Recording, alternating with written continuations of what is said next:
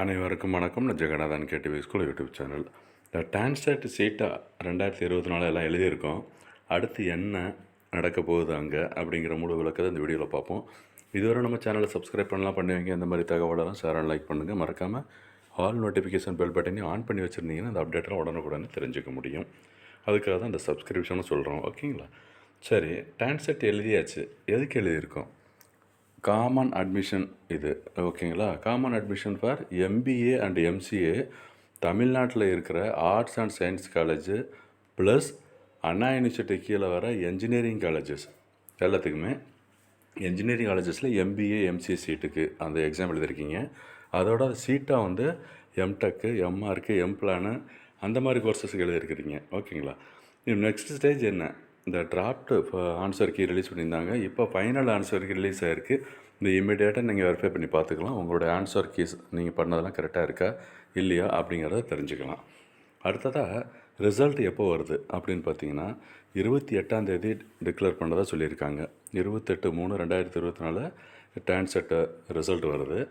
அப்புறம் எப்போ டவுன்லோட் பண்ணிக்கலாம்? அந்த ஸ்கோர் கார்டை டவுன்லோட் பண்ணிக்கணும் இல்லையா? அது பார்த்தோம்னா 3 ஏப்ரல் 3லேருந்து மே மாதம் 3 வரைக்கும் டைம் இருக்குது. 1 மாதத்துக்கு டைம் கொடுத்துருக்காங்க டவுன்லோடிங் ஸ்கோர் கார்டு. அப்போ அதுக்கப்புறம் என்ன தான் நடக்கும் அப்படின்னு கேட்டால் கவுன்சிலிங் மே மாதம் தான் நடக்கும். அதுக்காக தான் நீங்கள் தெரிஞ்சுக்கலாம். ஸோ மே 3 வரைக்கும் இந்த டவுன்லோடிங் டைமே கொடுத்துருந்தா கவுன்சிலிங் வந்து ஒரு வாரம் கழித்து நடக்கிறதுக்கான வாய்ப்புகள் இருக்குது. அதுக்கு முன்னாடியே ஒரு முக்கியமான விஷயம் என்னென்னு கேட்டால், இப்போ நிறைய பேர் வந்து ஸ்டூடெண்ட்ஸ் அப்ரோச் பண்ணியிருக்காங்களாம் டான்செட் செக்ரட்டரியை.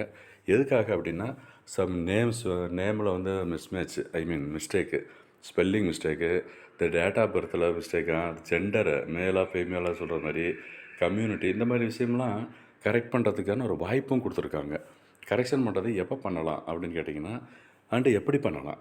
நீங்கள் உங்களுக்கு தெரிஞ்சிருக்கும் எது மிஸ்டேக் பண்ணியிருக்கீங்கன்னு தெரிஞ்சிருச்சுன்னா அதுக்கு ப்ரூஃபு. ஃபார் எக்ஸாம்பிள் உங்கள் டேட் ஆஃப் பர்த் வந்து அது மிஸ்மேட்சாக இருக்குது, நீங்கள் கொடுத்தது தப்பு, சர்டிஃபிகேட்டில் ஒன்று இருக்குது அப்படின்னா அந்த சர்டிஃபிகேட்டை நீங்கள் அட்டாச் பண்ணி இந்த மெயில் ஐடி சொல்லியிருக்காங்க பாருங்கள், tansheeta@gmail.com அப்படிங்கிற வெப்சைட்டுக்கு அப்படிங்கிற இமெயில் ஐடிக்கு அனுப்பிச்சி வச்சிங்கன்னா அவங்க அப்டேட் பண்ணிவிடுவாங்க.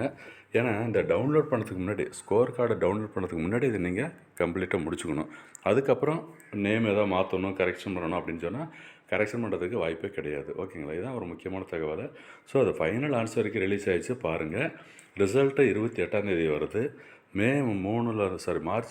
ஏப்ரல் 3லேருந்து மே 3 வரைக்கும் டவுன்லோட் பண்ணுறதுக்கான டைம் கொடுத்துருக்காங்க.